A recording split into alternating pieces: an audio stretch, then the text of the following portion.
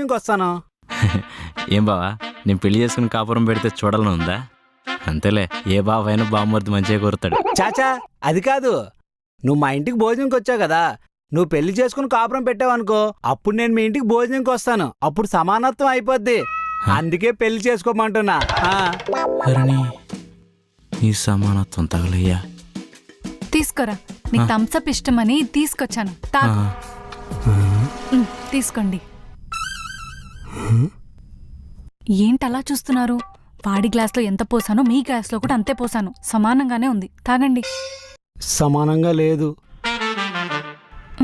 వాడికి ఇష్టం అని చెప్పి థమ్సప్ తీసుకొచ్చు, నాకు ఇష్టమైన లెమ్కా తీసుకురాలేదు. ఇంకేం సమానత్వం? వాడికి థమ్సప్ ఇష్టం కాబట్టి ఏదో వైన్ తాగినట్టు ఆస్వాదిస్తూ తాగుతున్నాడు. నాకు థమ్సప్ ఇష్టం లేదు కాబట్టి కషాయం తాగినట్టు తాగాల.